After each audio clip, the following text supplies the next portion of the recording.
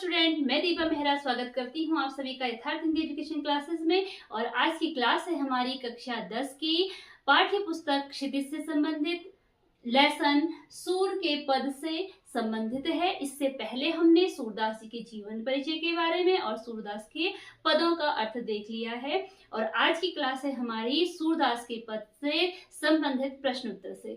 ठीक है, जो प्रश्न उत्तर आएंगे उन प्रश्न उत्तरों को हम आज की क्लास में सॉल्व करेंगे। तो देखिए, अर्थ हमने पढ़ लिया है और उसी के आधार पर हमें आंसर भी देने हैं, उत्तर भी हमें प्रश्नों के देने हैं। उसी के आधार पर जो भी आपने अर्थ पढ़ा है, जो आपने अर्थ ग्रहण किया है, आपको उसी के आधार पर यहाँ पर प्रश्नों का उत्तर देना है। तो चलिए स्टार्ट करते हैं अपनी क्लास को। पहला प्रश्न है, गोपियों द्वारा उद्धव को भाग्यवान कहने में क्या व्यंग्य निहित है।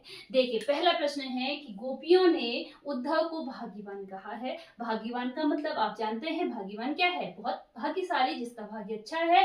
तो भाग्यवान कहने में क्या व्यंग्य निहित है? व्यंग्य का मतलब क्या होता है? जब हम किसी को ताना मारते हैं, है ना। व्यंग्य का मतलब क्या होता है? जब हम किसी को ताना मारते हैं, किसी को तंज कसते हैं, तो यहाँ पर व्यंग्य का मतलब वही है। आपको इसका उत्तर देना है। देखिए, उत्तर क्या है? हमने जब अर्थ पढ़ा था, अगर आपने पहले की क्लास देखी होगी तो आपको ये समझ में आ रहा होगा। अगर ना देखी हो तो आप लिस्ट में जाके चेक कर सकते हैं और अर्थ देख सकते हैं। इसका जो भी पद थे, क्या अर्थ उनका बताया गया है। तो देखिए, पहली ही लाइन में हमने देखा था कि उद्धव तुम हो अति बड़भागी, ऐसा वहां पर आया था कि उद्धव तुम हो अति बड़भागी, कि तुम बड़े भाग्यशाली हो।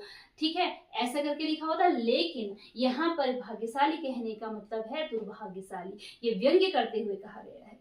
अब उद्धव को भाग्यशाली कहा गया है, तो इसके पीछे व्यंग्य क्या है? देखिए, उत्तर है कि गोपियां उद्धव को भाग्यशाली कहते हुए व्यंग्य करती हैं कि तुम जो हो, वास्तव में वो क्या कहना चाहती हैं? कह तो रही हैं कि तुम भाग्यशाली हो, लेकिन वास्तव में कहना चाहती हैं, वे वास्तव में कहना चाहती हैं कि उद्धव तुम बड़े दुर्भाग्यशाली हो, कि तुम क्या हो? भाग्यहीन हो, दुर्भाग्यशाली हो, जो कि कृष्ण के साथ रह रहे हो लेकिन उसके प्रेम से वंचित हो। ना तो तुम कृष्ण को अपना बना सके हो और ना ही कृष्ण के हो सके हो, ना तुम कृष्ण के हो सके, ना ही कृष्ण को अपना बना सके। तो वास्तव में वो कृष्ण जो गोपियां हैं, वास्तव में जो गोपियां हैं, वो उद्धव को दुर्भाग्यशाली कहना चाहती हैं कि तुम कृष्ण के साथ रह रहे हो, उनके साथ रह के भी उनके प्रेम से पूर्ण रूप से वंचित हो। यह इसका उत्तर है। अगला प्रश्न है कि उद्धव के व्यवहार की तुलना किस किस से की गई है।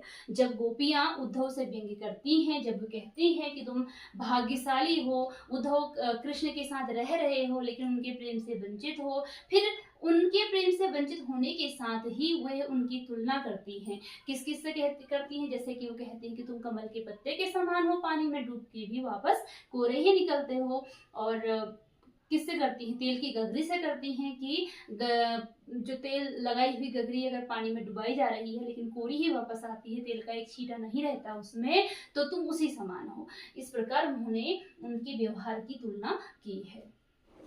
तो इस प्रकार उद्धव के व्यवहार की तुलना दो वस्तुओं से की है। एक तो कहा है कि कमल के पत्ते से, वो उद्धव से कहती है तुम कमल के पत्ते के समान हो, जो पानी के अंदर रहता है लेकिन बिल्कुल भी गीला नहीं होता है। और दूसरा तेल लगी गगरी से किया है कि जिस गगरी में अगर तेल लगा हो तो उसे पानी में डुबो भी अगर दिया जाए तो वह वापस वैसे ही वैसे निकलती है, कि जो तेल के कारण पानी में डूबने पर भी गीली नहीं होती है। उस गगरी से उन्होंने उद्धव की तुलना की है। तो इस प्रकार ये दो कारण दिए हैं। अगला प्रश्न है, गोपियों ने किन किन उदाहरणों के से उद्धव को उलाहना दिए। तो किन किन उदाहरणों के माध्यम से उद्धव को गोपियों ने उलाहने दिए।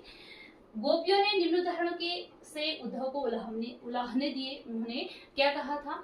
जब हमने पढ़ा था कि जो पैरा पढ़ा था उसका अर्थ क्या बोला था कि मन की मन ही मांझ रही। उन्होंने कहा था कि मन की बातें हमारी मन में रह गई हैं, अब कोई भी ऐसा नहीं दिखता है जिससे कि हम अपने मन की बात कह सकें। तो पहले वो कहती हैं कि उन्होंने कहा उनकी प्रेम भावना उनके मन में ही रह गई, वह न तो कृष्ण से अपने मन की बात कह सकती हैं और न किसी और से ही अपने मन की बातें कह सकती हैं। दूसरा है कि वे कृष्ण के आने के इंतजार में जी रही थी।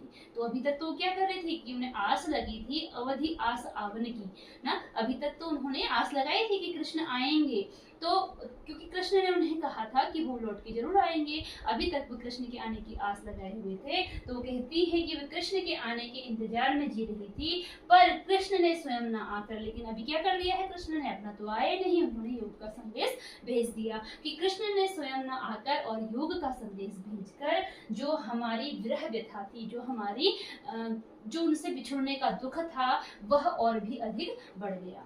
अब अधिक क्यों बढ़ा? क्योंकि पहले उनको आशा थी, उम्मीद थी कि कृष्ण आएंगे, तो इसी आशा में वो अपना समय निकाल रही थी, लेकिन अब वह उम्मीद भी उनकी समाप्त हो गई, क्योंकि कृष्ण ने उनको संदेश भेजा कि वो उनको भूल जाएं, निर्गुण ब्रह्म की उपासना करें। तो यह सारा उनका जो इंतजार था वह खत्म हो गया, लेकिन इसने क्या किया, उनकी विरह की व्यथा को और अधिक बढ़ा दिया।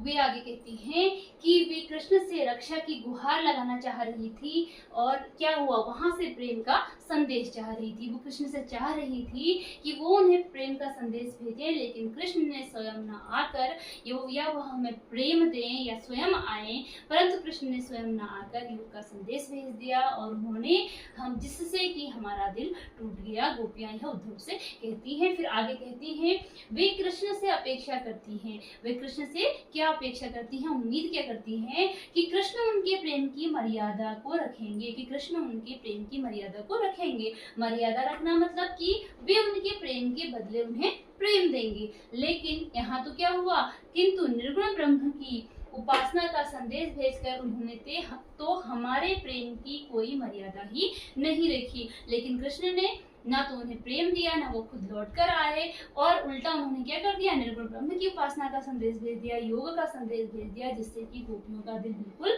टूट गया, और उनको यह लगता है कि उन्होंने हमारे प्रेम की कोई मर्यादा नहीं रखी, कोई इज्जत नहीं रखी। तो यहाँ पर गोपियां इस प्रकार उद्धव को अपने मन की बातें बताती हैं, इन उदाहरणों से, इन माध्यमों से, इन उदाहरणों के माध्यम से उनको उलाहने देती हैं। तो इसी के साथ आज की हमारी क्लास यहीं पर एंड होती है। मिलते हैं अगली क्लास में, जिसमें हम इससे आगे के प्रश्न सॉल्व करेंगे।